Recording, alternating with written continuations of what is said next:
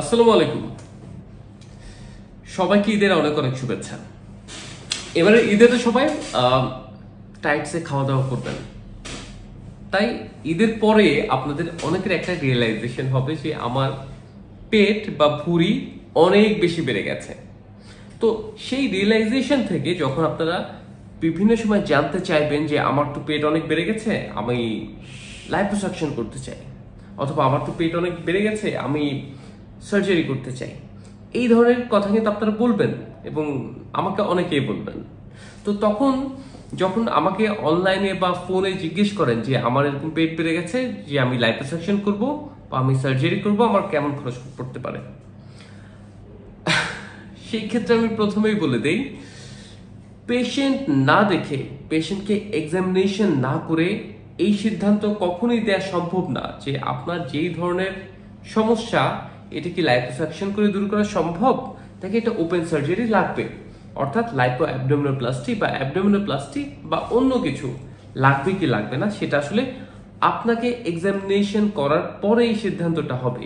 এটা কিন্তু অনলাইনে এই ধরনের সিদ্ধান্ত নেওয়ার কোনো সুযোগ নেই, আর এই সিদ্ধান্তটা আপনিও দিবেন না। আপনি যখন আমার কাছে আসবেন, আমি আপনাকে এক্সামিনেশন করে এরপর বলে দিব যে না আপনার বয়স কেমন, আপনার স্কিনের ইলাস্টিসিটি কেমন, আপনার একটা ওয়েট জার্নি ছিল কিনা, আপনি কি অনেক স্থূল ছিলেন সেখান থেকে শুকিয়েছেন, নাকি আপনি এরকম মোটাই ছিলেন দীর্ঘকাল ধরে, কিংবা আপনাকে ওয়েট বাড়ছে।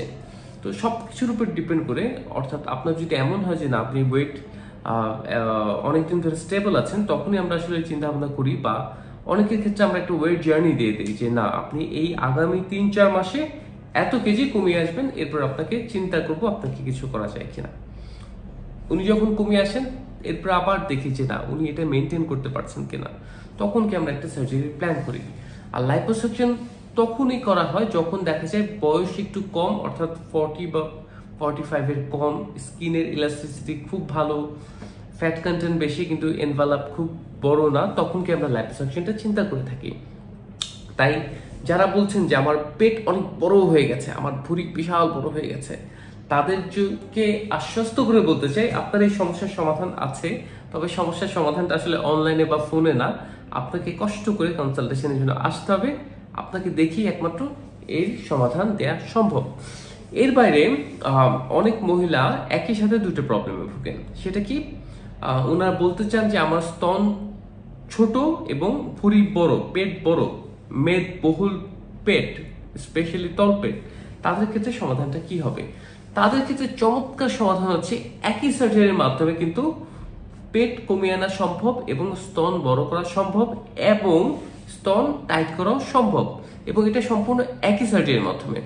দেখা যায় যে বয়সের সাথে সাথে মানুষের চামড়া ইলাস্টিসিটি কমে এবং মহিলাদের স্তন এবং পেট দুটোই ঝুলে পড়ে, এবং দুটো কিন্তু একই সার্জারির মাধ্যমে টাইটও করা সম্ভব। এবং পেটে যে অতিরিক্ত মেদ সেটা কেটে ফেলে দেওয়ার আগে আমরা আলাদাভাবে ফ্যাটটাকে কালেক্ট করে, সেটাকে প্রিজার্ভ করে, সেটাকে প্রসেসিং করে আমরা কিন্তু স্তনে দিয়ে এসে স্তনটাকে বড় করতে পারি, বা স্তনের কন্টিউরটা, স্তনের আকৃতিটা আরো সুন্দর করা সম্ভব। একই সাথে একই সেটিংয়ে স্তনের যেই ঝুলে পড়া অবস্থা সেটাও কিন্তু টাইটেনিং সম্ভব। তাই বিশাল বড় মেদবহুল পেট বা ঝুলে পড়া স্তন অথবা এই ধরনের সমস্যা নিয়ে হতাশার একেবারেই কিছু নেই। আপনাদের এরকম প্রতিটি সমস্যারই চমৎকার একটি সমাধান সম্ভব। তবে এর জন্য আপনাদেরকে কষ্ট করে এসে কনসাল্ট করতে হবে। এই ধরনের সমাধান আসলে ফোনে বা ইন্টারনেটে সম্ভব না। সবাই ভালো থাকবেন। সবাইকে আবারও ঈদের শুভেচ্ছা। দেখা হবে। আসসালামু আলাইকুম।